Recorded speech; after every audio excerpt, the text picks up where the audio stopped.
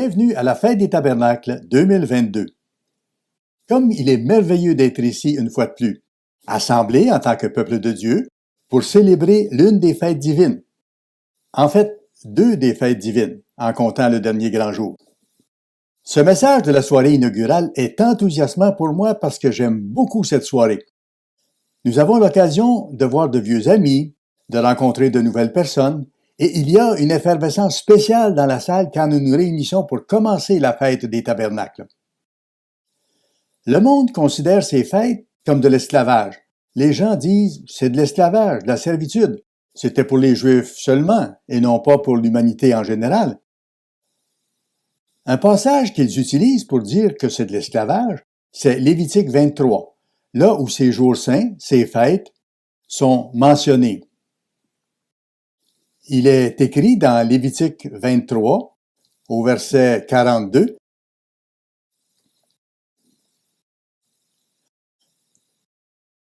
Vous demeurerez pendant 7 jours sous des tentes. » Et voici ce sur quoi ils aiment se concentrer. Tous les indigènes en Israël demeureront sous des tentes. Ils disent que seuls les Israélites de naissance doivent demeurer sous des tentes. Mais ils ne savent pas qui sont les Israélites. Dans ce pays, dans d'autres pays israélites, il y a des gens qui ne sont pas israélites de naissance ou par ethnie. En fait, ils pensent que les Juifs devraient observer cette fête, mais pas les autres personnes. Nous aurions une Église divisée si nous considérions les choses sous ce même point de vue. Voyez ce qui est écrit dans Néhémie, chapitre 8, au verset 14, où on cite Lévitique 23. Néhémie 8 et le verset 14. « Et ils trouvèrent écrit dans la loi que l'Éternel avait prescrite par Moïse que les enfants d'Israël devaient habiter sous des tentes pendant la fête du 7e mois. » Notez qu'il est dit que les enfants d'Israël devaient habiter sous des tentes pendant cette période. Bien sûr, à ce moment-là, Néhémie écrivait aux Israélites en général, et aux Juifs plus spécifiquement. Néhémie s'adressait donc aux Juifs, et bien sûr, cela s'appliquait à la maison d'Israël, parce que c'est écrit dans Lévitique, au chapitre 23. Nous ne pouvons pas sortir une déclaration de son contexte et simplement dire que cela ne s'appliquait qu'aux Juifs ou ne s'applique qu'à Israël. Nous pensons que cette façon de faire est une grave erreur. Si nous allons à Deutéronome chapitre 16, nous voyons que, sous Moïse, la directive s'étendait à plus de gens encore que les Juifs ou les Israélites. Dans Deutéronome 16, au verset 13, il est dit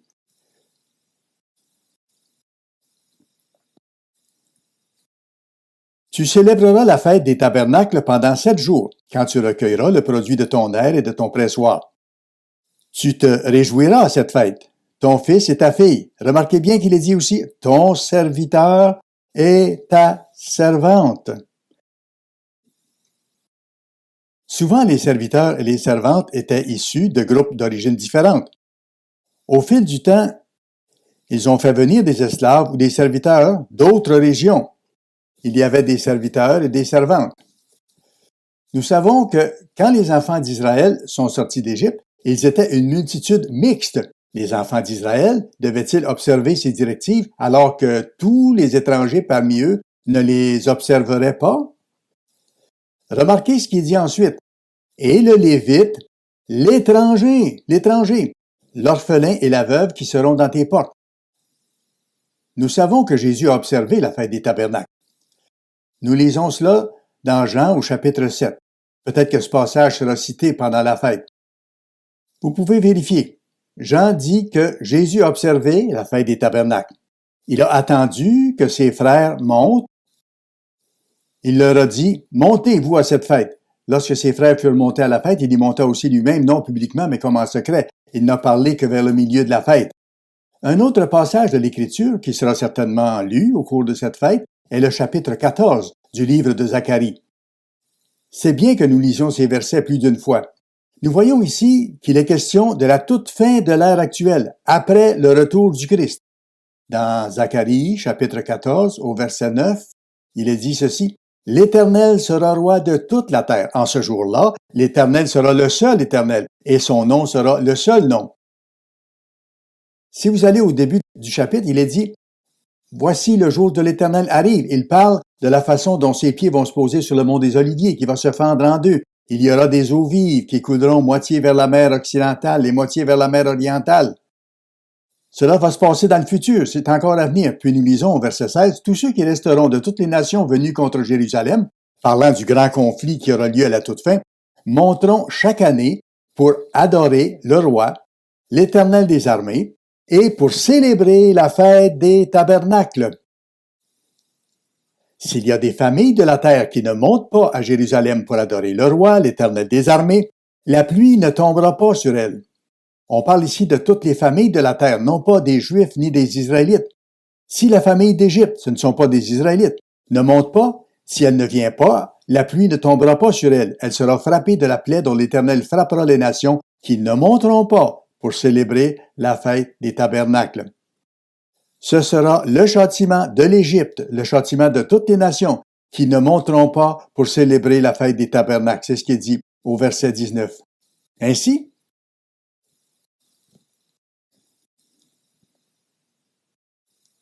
Ainsi, il est clair que Dieu veut que toute l'humanité observe ces fêtes et les observe comme les Israélites devaient le faire, dans des demeures temporaires, comme nous le verrons. Que devons-nous faire pendant ces jours spéciaux, en particulier durant la fête des tabernacles? Sur quoi devrions-nous nous concentrer? Tout d'abord, nous devons apprendre à respecter Dieu et sa sagesse. Revenons à Deutéronome 14. Deutéronome 14, s'il vous plaît, au verset 22.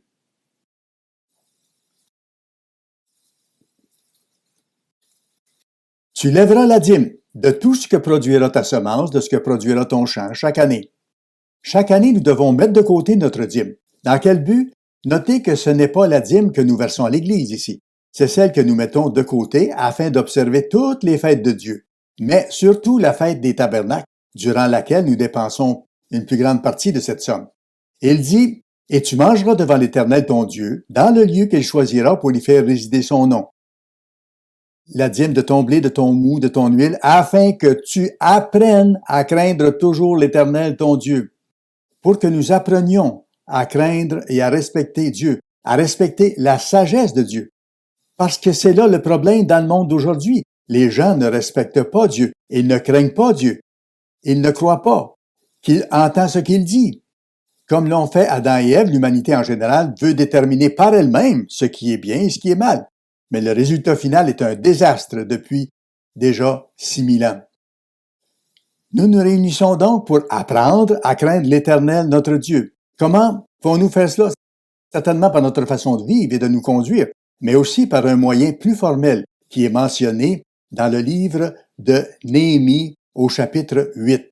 Alors, allez à Néhémie, chapitre 8, s'il vous plaît, au verset 2.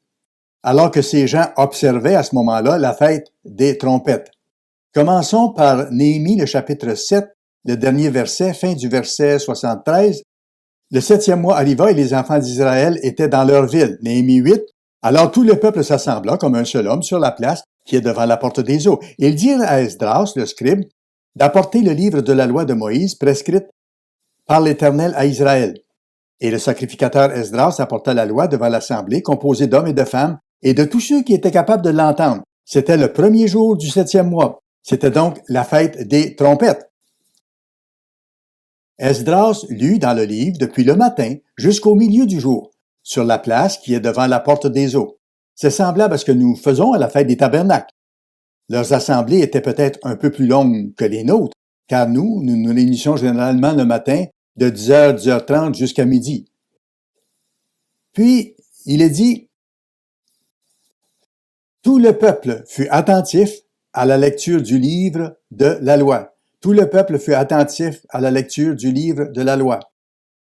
Esdras, verset 4, le scribe était placé sur une estrade de bois dressée à cette occasion. Après lui, à sa droite, se tenaient d'autres individus.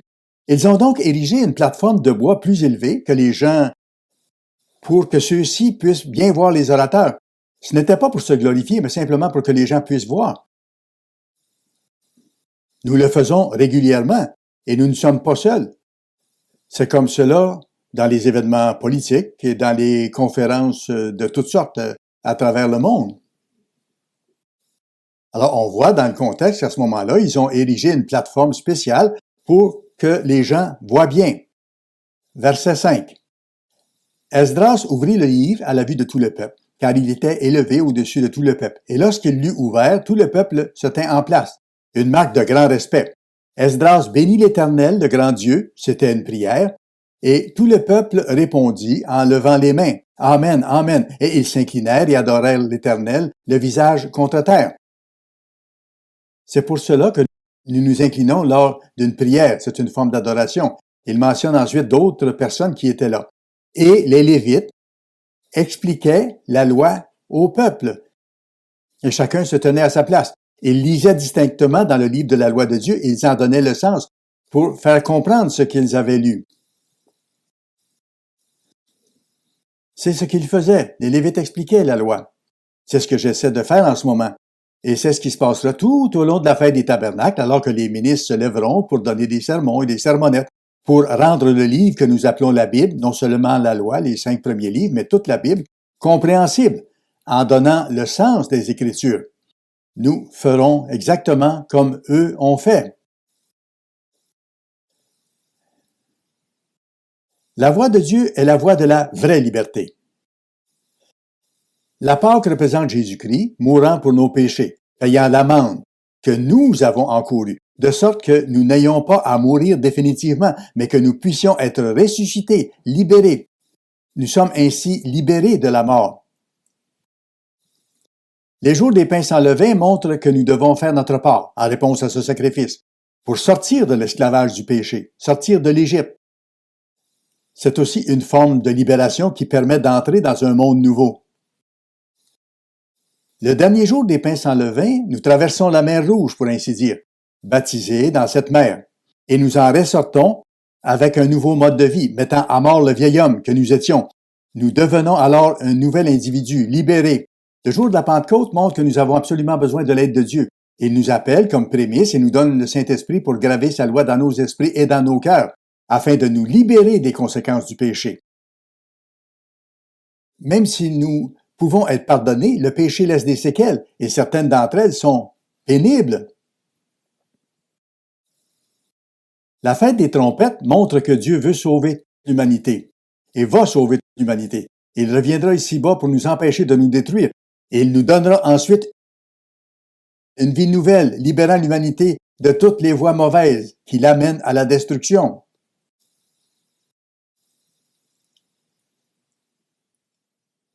Le jour des expiations représente le moment où le grand maître de l'esclavage, Satan le diable, sera mis à l'écart et empêché de nuire.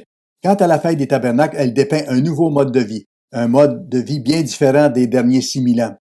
Ce sera une libération du péché, un temps de repos, un temps pour entrer dans un monde nouveau. Nous attendons cela avec impatience et nous prions pour que le royaume de Dieu soit établi sur l'humanité afin de lui accorder la liberté. Dans le livre de Pierre, 2 Pierre chapitre 2, nous constatons que l'humanité ne respecte pas les voies de Dieu, les lois de Dieu. C'est comme dans le livre de Jude, où l'on parle des gens qui rejettent Dieu, qui luttent contre Dieu, qui suivent en fait la voie de Caïn, celle de Balaam, qui aima le salaire de l'iniquité, ou encore la voie qu'ont suivi les anges qui ont péché. Dans ce contexte, 2 Pierre 2, verset 18 mentionne des gens qui s'exprimaient avec des discours enflés de vanité. N'est-ce pas vrai? Il y a des personnes qui proclament la liberté de diverses manières. Je me souviens que récemment, je parlais avec quelqu'un qui me racontait qu'un ministre, lors de l'apostasie, s'était présenté en short devant les gens pour leur dire à quel point il se sentait libéré de ne plus avoir à bien s'habiller pour assister aux assemblées de Dieu.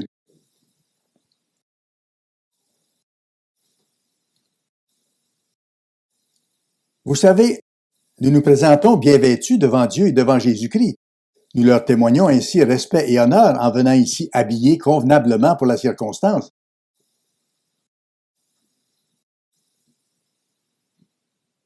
Rappelez-vous que les enfants d'Israël ont dû se laver et mettre des vêtements propres quand Dieu, c'est-à-dire le Christ, est descendu sur le mont Sinaï pour leur donner la loi. Nous voyons qu'ils se sont levés quand le livre de la loi a été lu. Ce n'est pas ce que nous faisons, bien sûr, mais ils l'ont fait en signe de respect et nous devons aussi respecter Dieu. Mais certains individus, en affirmant libérer les gens de l'obéissance à Dieu, sont franchement en train de se rebeller contre Dieu. Ils sont eux-mêmes esclaves de la corruption, car chacun est esclave de ce qui a triomphé de lui. En effet, si après s'être retirés des souillures du monde, par la connaissance du Seigneur et Sauveur Jésus-Christ, ils s'y engagent de nouveau et sont vaincus, leur dernière condition est pire que la première. Ils promettent la liberté. Ils enseignent que nous pouvons faire tout ce que nous voulons et que nous n'avons plus besoin d'observer cette loi. Ils appellent cela de l'esclavage, observer les lois de Dieu. Mais dans 1 Jean, chapitre 5, un passage très familier que plusieurs d'entre vous avaient probablement mémorisé, on voit que les commandements de Dieu ne sont pas un esclavage. Ça dit ceci, car l'amour de Dieu consiste à garder ses commandements, et ses commandements ne sont pas pénibles. Voici la vraie définition de l'amour de Dieu. Donc, que ce soit les 10 commandements ou les statuts et les jugements, car nous observons la fête des tabernacles et des jours saints, que Jésus et les apôtres ont également observés, ce sont des commandements de Dieu. Et il dit qu'ils ne sont pas pénibles. Et ils ne le sont vraiment pas. Les gens disent à quel point c'est un fardeau de les observer. Mais cela ne les dérange pas d'observer par contre Noël, les Pâques, Halloween et d'autres jours de la sorte dont l'observance demande aussi quelques efforts. Ce n'est pas parce qu'il faut déployer certains efforts pour observer les fêtes de Dieu, comme conduire jusqu'au site, se préparer à accomplir certaines tâches, que c'est un fardeau. Pas du tout. Voyez ce que dit Jacques dans le chapitre 1. Il parle de la loi de Dieu. Jacques chapitre 1, et nous allons lire le verset 25. Mais celui qui aura plongé les regards dans la loi parfaite, la loi de la liberté, et qui aura persévéré, n'étant pas un auditeur oublieux, mais se mettant à l'œuvre, celui-là sera heureux dans son activité. La loi parfaite de la liberté. Dans le chapitre 2, nous voyons de quelle loi il est ici question. Il s'agit des 10 commandements. Verset 8. Si vous accomplissez la loi royale, selon l'Écriture, tu aimeras ton prochain comme toi-même, vous faites bien.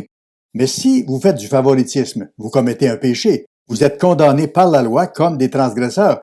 Car quiconque observe toute la loi mais pêche contre un seul commandement devient coupable de tous. En effet, celui qui a dit « tu ne commettras point d'adultère » a dit aussi « tu ne tueras point ». Or, si tu ne commets point d'adultère mais que tu commettes un meurtre, tu deviens transgresseur de la loi. Jacques 2, verset 12. Parlez et agissez comme devant être jugés par une loi de liberté.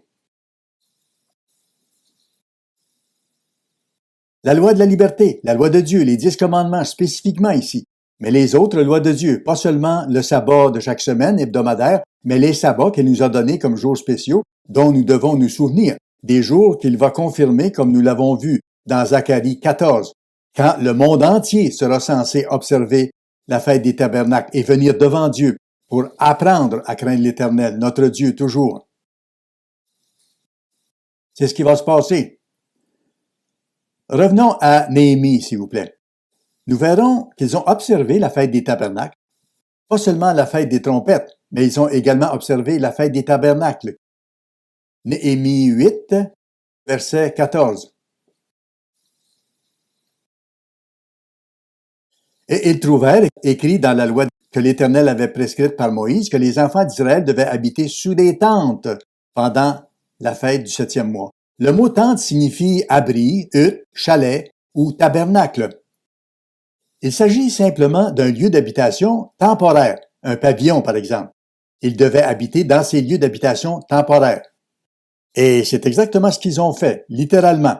Le peuple alla chercher des branches, des rameaux de divers types d'arbres que, franchement, nous n'aurions pas à notre disposition dans certaines régions du monde, Mais c'est ce qu'ils ont fait. Ils se firent des tentes dans des lieux d'habitation temporaires. C'est ce qu'ils ont fait, exactement. Au verset 18, il est dit ceci. On lut dans le livre de la loi de Dieu, en particulier les 5 premiers livres de la Bible, chaque jour, depuis le premier jour jusqu'au dernier. On célébra la fête pendant 7 jours. Et il y eut une assemblée solennelle le 8e jour, comme cela est ordonné. C'est exactement ce qu'ils ont fait, tel que c'est précisé ici. Notez au verset 18 qu'il est écrit « chaque jour, jour après jour ».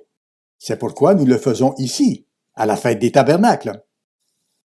Je me souviens qu'il y a environ 25 ans, il y avait sur Internet différents forums. Il se passait beaucoup de choses sur Internet à l'époque, comme aujourd'hui d'ailleurs. Une jeune femme se posait la question « Où est-ce qu'il est dit que nous devons nous assembler tous les jours durant la fête des tabernacles? » Elle disait que tous ceux à qui elle en avait parlé lui disaient que c'était juste une tradition de l'Église. Eh bien oui, c'est une tradition, mais qui remonte à l'époque de Néhémie, où il est écrit « On lut dans le livre de la loi chaque jour, depuis le premier jusqu'au dernier jour. » La Bible contient maintenant plus de livres qu'à l'époque de Néhémie. Nous lisons dans la Bible, y compris dans le livre de la loi, durant les 8 jours de la fête, les 7 jours de la fête des tabernacles, plus le dernier grand jour. Et nous expliquons le sens de ces choses. Apprendre à respecter Dieu et sa sagesse. Voilà la grande leçon de ces fêtes.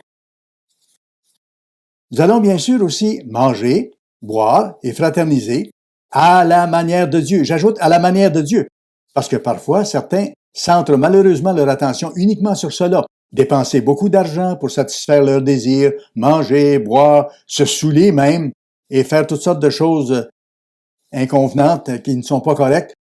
Dans le passé, c'est déjà arrivé à certains jeunes, j'espère que ça ne se fait plus dans l'Église du Dieu vivant. Dans le passé, certaines personnes ont agi ainsi. Pas seulement des jeunes, mais parfois des gens plus âgés. Ils pensaient que la fête n'était qu'une occasion pour boire et manger. Vous savez, les gens du monde, c'est ce qu'ils font.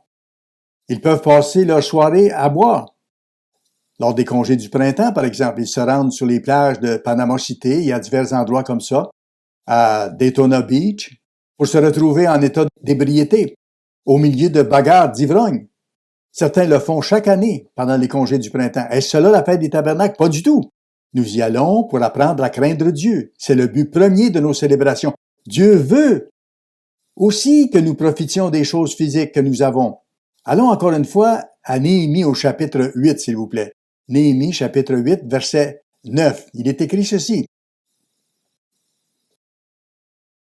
Néhémie, le gouverneur, Esdras, le sacrificateur et le scribe, et les Lévites qui enseignaient le peuple, dirent à tout le peuple, « Ce jour est consacré à l'Éternel, votre Dieu. Ne soyez pas dans la désolation et dans les larmes. » Car tout le peuple pleurait en entendant les paroles de la loi. Ils réalisaient à ce moment-là à quel point ils avaient eu tort durant tant de temps.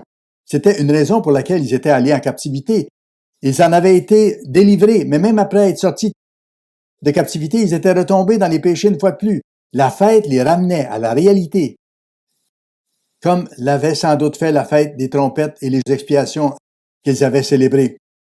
Ils étaient maintenant rendus à la fête des tabernacles. Regardez le verset 10. Il leur dit, « Allez, mangez des viandes grasses et buvez ce qui est doux, et envoyez des portions à ceux qui n'ont rien de préparé. » Oui, il est normal de manger certains aliments plus riches de temps en temps, pas tous les jours bien sûr, mais de temps en temps, et des choses sucrées, que ce soit du vin doux ou quelque chose d'autre qui est sucré, avec modération bien sûr. Et puis, envoyez des portions à ceux pour qui rien n'a été préparé, en vous souvenant des autres individus. Ne soyez pas égoïste à ce moment-là, en dépensant tout pour vous-même et en oubliant les autres autour de vous à la fête. C'est le moment de se souvenir des autres. Quand vous voyez quelqu'un qui pourrait être seul ou une famille qui pourrait ne pas être en mesure de faire toutes les choses que vous êtes capable de faire, occupez-vous-en. Bien sûr, vous pouvez passer du temps avec vos amis, mais tendez aussi la main aux autres, aux nouveaux, aux inconnus, pour que la fête soit stimulante et réjouissante pour eux aussi. Ce n'est pas seulement une question de nourriture et de boisson, mais de fraternisation et de prendre soin des autres, pour que tous vivent une fête spéciale et encourageante. J'espère que nous le ferons, parce que c'est ce qu'ils devaient faire sous Néhémie. Néhémie, chapitre 8, verset 11. Les Lévites calmaient tout le peuple en disant « Taisez-vous car ce jour est saint, ne vous affligez pas. » Et tout le peuple s'en alla pour manger et boire, pour envoyer des portions et pour se livrer à de grandes réjouissances, car ils avaient compris les paroles qu'on leur avait expliquées. En d'autres termes, la connaissance, la compréhension qu'ils avaient les réjouissait vraiment, et ils se réjouissaient en mangeant avec les autres, en mangeant ensemble. Ils parlaient des choses de Dieu, des messages entendus. Ils étaient pleins d'enthousiasme. J'espère que nous ferons la même chose et que nous aurons le même enthousiasme. Allez à Deutéronome chapitre 14, s'il vous plaît. Nous y étions il y a quelques instants, mais je veux préciser quelque chose d'autre. Rappelez-vous, il est dit « Afin que tu apprennes à craindre toujours l'Éternel ton Dieu ». Mais avant cela, au verset 23, il est écrit « Tu mangeras devant l'Éternel ton Dieu ». Il n'est pas dit de manger n'importe où et de le faire pour les raisons que nous voulons, mais de le faire devant l'Éternel notre Dieu. Sa présence est là, avec nous, pendant que nous faisons ces choses. Dans le lieu qu'il choisira pour y faire résider son nom, la dîme de ton blé, de ton mou, de ton huile, et les premiers-nés de ton gros et de ton menu bétail, afin que tu apprennes à craindre toujours l'Éternel ton Dieu. Si le voyage est trop long, transformez votre dîme en argent. C'est ce que la plupart d'entre nous faisons. Nous prenons l'argent avec nous. Et, verset 26, il nous dit qu'est-ce qu'on fait une fois rendu à la fête. Là, tu achèteras avec l'argent tout ce que ton cœur désirera. Des bœufs, des brebis, un bon morceau de viande grillée, d'agneau, du vin, des liqueurs fortes, tout ce qui te fera plaisir. Tu mangeras devant l'Éternel ton Dieu et tu te réjouiras, toi et ta famille. Voyez-vous, c'est ce que Dieu veut que nous fassions.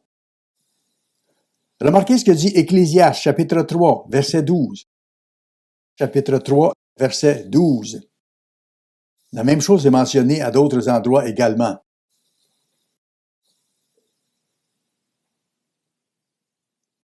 Verset 12.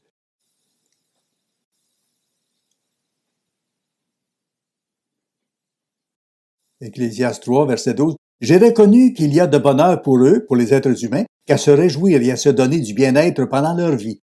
Mais si un homme mange, boit et jouit du bien-être au milieu de tout son travail, c'est là un don de Dieu. Lorsque nous pouvons profiter des fruits de notre travail, c'est un don de Dieu. Voyez-vous, nous travaillons, nous sommes payés, nous achetons de la nourriture. Si nous vivons de la terre, nous le faisons plus directement, bien sûr. Or, en faisant cela, nous goûtons les fruits de notre travail. Ce n'est pas mal de manger un bon repas, surtout en bonne compagnie, en ayant Dieu à l'esprit. Il n'est pas exclu de nos conversations ni de ce que nous faisons. Dieu est impliqué. Nous trouvons donc cela dans Ecclésiaste au chapitre 3 et dans d'autres endroits de ce livre.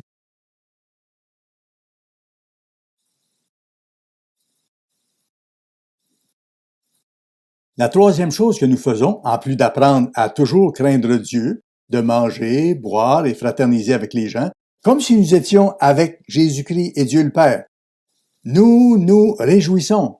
Et tout cela forme vraiment un tout. C'est le sens de la fête. C'est un tout. Dans Deutéronome chapitre 16, au verset 14, il est dit « Tu te réjouiras à cette fête ». À plusieurs autres endroits, Dieu nous dit de nous réjouir, d'être heureux, d'être joyeux, de ne pas penser nécessairement à toutes les mauvaises choses qui se passent dans le monde. Il est difficile d'y échapper, bien sûr, mais nous devons nous réjouir parce que nous savons ce que représente cette fête. Nous savons qu'il y a un monde meilleur qui approche rapidement. Si vous n'avez pas lu notre brochure « Le merveilleux monde de demain », s'il vous plaît, faites-le. Revisez-la, méditez et réfléchissez à ce sujet. Cela va augmenter votre désir d'y être et de goûter la fête, votre zèle pour soutenir l'œuvre, d'annoncer le merveilleux monde à venir, lorsque Jésus-Christ et les saints régneront sur cette terre, lorsque le royaume de Dieu gouvernera l'humanité. Dans Lévitique, chapitre 23, verset 40, il est dit « Vous vous réjouirez. Les jours viennent où le monde entier comprendra la nature libératrice des fêtes de Dieu. Les gens apprendront à craindre toujours l'Éternel notre Dieu. Ils se réuniront pour manger et boire devant Dieu, comme nous le faisons, de la bonne façon, Ils se réjouiront ensemble, en fraternisant avec Dieu le Père et avec Jésus-Christ. Entre-temps, nous observons cette fête en tant que pionniers d'un monde totalement différent. J'espère que nous prendrons le repos dont nous avons besoin pendant la fête, afin d'être alertes pour capter tous les messages et les comprendre, que nous partagerons ces messages les uns avec les autres, en nous régalant et en échangeant, et que nous nous souviendrons les uns des autres pour témoigner à tous de l'amour et de la gentillesse. Passons une bonne nuit et revenons demain pour nous réjouir du message libérateur de la fête des tabernacles.